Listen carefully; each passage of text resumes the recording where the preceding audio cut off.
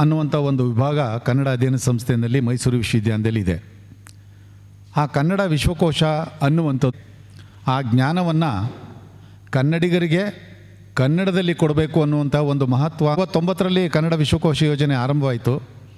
ಆರಂಭವಾಗಿ ಇದುವರೆಗೆ ಸುಮಾರು 3 ಪುಟಗಳನ್ನು ಕನ್ನಡ ಅಧ್ಯಯನ ಸಂಸ್ಥೆಯ ಕನ್ನಡ ವಿಶ್ವಕೋಶ ವಿಭಾಗ ಪ್ರಕಟಿಸಿದೆ. ಜಗತ್ತಿನ ಜ್ಞಾನವನ್ನು ಕನ್ನಡದಲ್ಲಿ ಬಹಳ ಅದ್ಭುತವಾಗಿ ಕೊಡುವಂಥ ಕೆಲಸವನ್ನು ಮಾಡಿದೆ.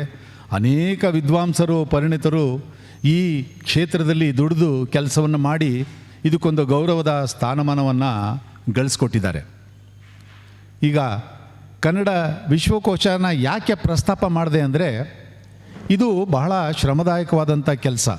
10 ವಿಷಯಗಳನ್ನು ನೀವು ತಿಳಿದು ಒಂದು ಲೇಖನವನ್ನು ಬರೀಬೇಕಾದ್ರೆ 10 ವಿಷಯಗಳ ಜ್ಞಾನ ನಿಮಗಿರಬೇಕು.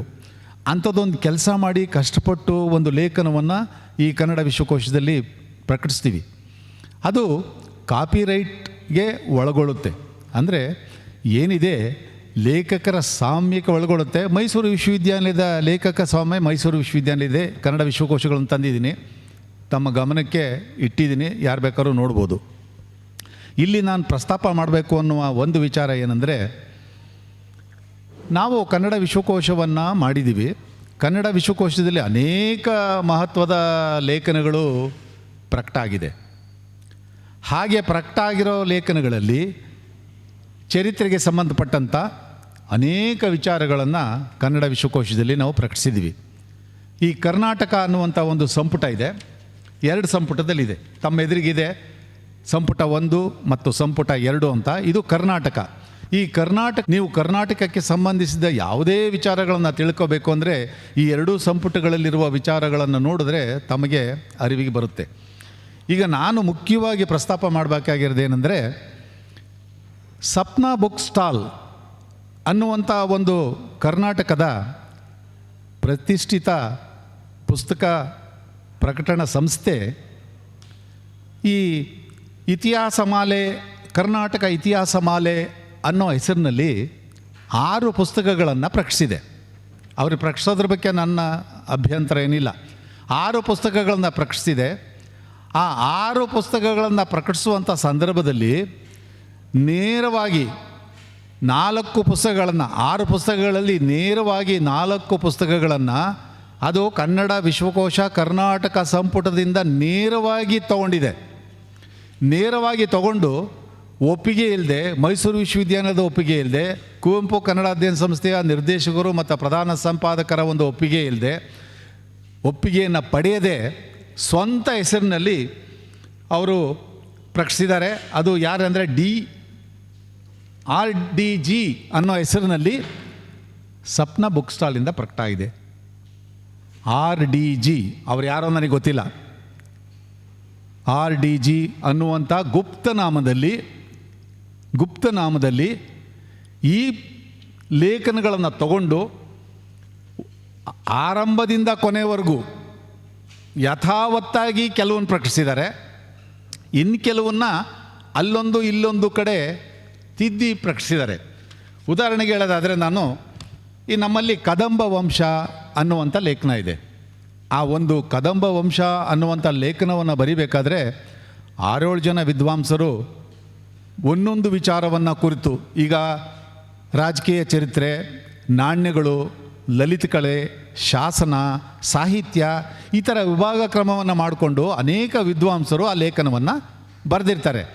ಆ ಲೇಖನಗಳನ್ನು ಬರೆದಾಗ ಆಯಾ ಭಾಗಕ್ಕೆ ಆ ಲೇಖಕರ ಹೆಸರನ್ನು ನಾವು ಸಂಕೇತ ಸೂಚಕವಾಗಿ ಹಾಕ್ತೀವಿ. ಉದಾಹರಣೆಗೆ AV ನರಸಿಂಹಮೂರ್ತಿ ಅಂತ ಚರಿತ್ರೆಯ ಒಬ್ಬ ವಿದ್ವಾಂಸರು, ಅವ್ರ ಹೆಸರನ್ನು ಬರೀಬೇಕಾದ್ರೆ AVN ಅಂತ ಹಾಕ್ತೀವಿ ಅವ್ರು ಬರೆದಂಥ ಭಾಗಕ್ಕೆ. ಇಲ್ಲೇನಾಗಿದೆ, ಈ ಪುಸ್ತಕವನ್ನು ಪ್ರಕಟಿಸಿರುವಂಥ ಜನ ಇವರೇನು ಮಾಡಿದ್ದಾರೆ, ಯಾರ ಹೆಸರನ್ನೂ ಹಾಕಿಲ್ಲ, ಆ ಹೆಸರುಗಳನ್ನೆಲ್ಲ ತೆಗೆದುಹಾಕಿದ್ದಾರೆ. ಯಾರ ಉಲ್ಲೇಖವೂ ಇಲ್ಲ, ಮೈಸೂರು ವಿಶ್ವವಿದ್ಯಾಲಯದ ಉಲ್ಲೇಖವೂ ಇಲ್ಲ, ಕುವೆಂಪು ಕನ್ನಡ ಅಧ್ಯಯನ ಸಂಸ್ಥೆಯ ಉಲ್ಲೇಖವೂ ಇಲ್ಲ. ನೇರವಾಗಿ ಯಥಾವತ್ತಾಗಿ ಪ್ರಕಟಿಸಿದ್ದಾರೆ. ಮತ್ತು ನಾವು ಕದಂಬ ವಂಶ ಅಂತ ನಾವು ಟೈಟ್ಲಿದ್ರೆ ಅದನ್ನು ಕದಂಬರು ಅಂತ ಬದಲಾವಣೆ ಮಾಡ್ಕೊಂಡಿದ್ದಾರೆ. ಹೊಯ್ಸಳ ವಂಶ ಅನ್ನುವಂಥ ನಮ್ಮ ಕನ್ನಡ ವಿಶ್ವಕೋಶದ ಒಂದು ಟೈಟಲ್ ಇದ್ದರೆ, ಶೀರ್ಷಿಕೆ, ಅದನ್ನು ಹೊಯ್ಸಳರು ಅಂತ ಬದಲಾವಣೆ ಮಾಡ್ಕೊಂಡಿದ್ದಾರೆ. ಇದು ಸ್ಪಷ್ಟವಾಗಿ ಕಾಪಿರೈಟ್ನ ಉಲ್ಲಂಘನೆ ಮತ್ತು ಕೃತಿ ಚೌರ್ಯ ಇಂಥದ್ದೊಂದು ದೊಡ್ಡ ಸಂಸ್ಥೆ ಇಲ್ಲಿ ಕರ್ನಾಟಕದಲ್ಲಿದ್ದು ಕನ್ನಡದ ಕೆಲಸವನ್ನು ಮಾಡ್ತಾ ಇದ್ದಾರೆ. ನಾನು ಬೇರೆ ಬೇರೆ ಸಂದರ್ಭಗಳಲ್ಲಿ ಅವರು ಒಳ್ಳೆ ಕೆಲಸ ಮಾಡಿದ್ದಾರೆ, ನಾನು ಅದ್ರ ಬಗ್ಗೆ ನಾನು ವಿಶ್ವಾಸದಿಂದನೇ ಹೇಳಬಲ್ಲೆ, ಅದು ಸರಿ. ಆದರೆ ಇಂಥದ್ದೊಂದು ಕೆಲಸ ಅಂಥ ಸಂಸ್ಥೆಯಿಂದ ಆಗಿರುವಂಥದ್ದು ದೊಡ್ಡ ಆಘಾತಕಾರಿಯಾದಂಥ ಒಂದು ಶೈಕ್ಷಣಿಕ ವಲಯದಲ್ಲಿ, ವಿದ್ವತ್ ವಲಯದಲ್ಲಿ ಇದು ಆಗಬಾರ್ದು. ಇದು ನೈತಿಕತೆಯ ಪ್ರಶ್ನೆ, ಕನ್ನಡಕ್ಕೆ ಬರಗಿಯುವಂಥ ದ್ರೋಹ ಅಂತ ನಾನು ಹೇಳ್ತೇನೆ. ಇದು ಶೈಕ್ಷಣಿಕ ಕಾರ್ಯಕ್ಕೆ ನೀವು ಎಲ್ಲಿಂದ ಏನು ಬೇಕಾದ್ರೂ ಮಾಹಿತಿ ತಗೋಬೋದು, ನೀವು ಎಲ್ಲಿಂದ ಬೇಕಾದ್ರೂ ತಗೋಬೋದು. ಆದರೆ ನಿಮ್ಮ ಹೆಸರಿನಲ್ಲಿ ಪ್ರಕಟಿಸ್ಕೊಳ್ಳೋಕ್ಕಲ್ಲ, ನೀವು ಪಡೆದ ಮಾಹಿತಿಯನ್ನು ನೀವು ಉಲ್ಲೇಖಿಸಬೇಕು. ಏನು, ನಾನು ಇಂಥ ಕಡೆ ತೊಗೊಂಡಿದ್ದೀನಿ, ಇದರಿಂದ ನಾನು ಉಪಕೃತನಾಗಿದ್ದೇನೆ ಅಂತ ಅಡಿ ಟಿಪ್ಪಣಿಯಲ್ಲಿ ಹಾಕಬೇಕು. ಅದನ್ನು ಮಾಡಿಲ್ಲ. ನೇರವಾಗಿ ಪುಸ್ತಕದಿಂದ, ಈ ವಿಶ್ವಕೋಶಗಳಿಂದ ನೇರವಾಗಿ ತಗೊಂಡು ಅವರು ಮುದ್ರಣವನ್ನು ಮಾಡಿದ್ದಾರೆ, ಮಾರಾಟವನ್ನು ಮಾಡಿದ್ದಾರೆ. ಆ 6 ಪುಸ್ತಕಗಳಲ್ಲಿ 4 ಪುಸ್ತಕಗಳು ಯಥಾವತ್ತು, 2 ಪುಸ್ತಕಗಳು ನಾನು ತಮಗೆ ಅದನ್ನು ಕೊಡ್ತೀನಿ, ಆ ಪತ್ರಿಕಾ ಹೇಳಿಕೆಯನ್ನು ತಮಗೆ ಬಂದಿರ್ಬೋದು, ಕೊಡ್ತೀನಿ. ಅದರಲ್ಲಿ 4 ಪುಸ್ತಕಗಳು ಎಲ್ಲೆಲ್ಲಿಂದನೋ ತೊಗೊಂಡಿರೋದು. ಇದು ಕನ್ನಡ ಸಾಹಿತ್ಯ ಲೋಕದಲ್ಲಿ ಆಗಬಾರ್ದಂಥ ಒಂದು ಕೆಲಸ. ಇದು ನೈತಿಕತೆ ಮತ್ತು ಪ್ರಾಮಾಣಿಕತೆಗೆ ಸಂಬಂಧಿಸಿದಂಥದ್ದು. ಬರವಣಿಗೆ ಆಗಲಿ, ಜೀವನ ಆಗಲಿ ಒಂದು ನೈತಿಕವಾಗಿ ಇರಬೇಕು. ಆ ನೆಲೆಗಟ್ಟಿನಲ್ಲೇ ಎಲ್ಲವನ್ನೂ ಮಾಡಬೇಕು. ಯಾರ್ದೋ ಇನ್ನೊಬ್ಬರ ವಸ್ತುವನ್ನು ನಂದು ಅಂತ ಮಾಡಿಕೊಂಡಾಗ ಅದು ದೊಡ್ಡ ಅಪರಾಧ. ಅಂಥದ್ದೊಂದು ಅಪರಾಧ ಈ ಸಂಸ್ಥೆಯಿಂದ ನಡೆದಿದೆ. ನನಗೆ ಅವರು ಯಾರು ಅಂತ ಗೊತ್ತಿಲ್ಲ. RDG ಸಂಕೇತನಾಮದಲ್ಲಿ, ಗುಪ್ತನಾಮದಲ್ಲಿ ಈ ಪುಸ್ತಕಗಳನ್ನು ಪ್ರಕಟಿಸಿದ್ದಾರೆ. ಇದು ನಮ್ಮ ಗಮನಕ್ಕೆ ಬಂತು.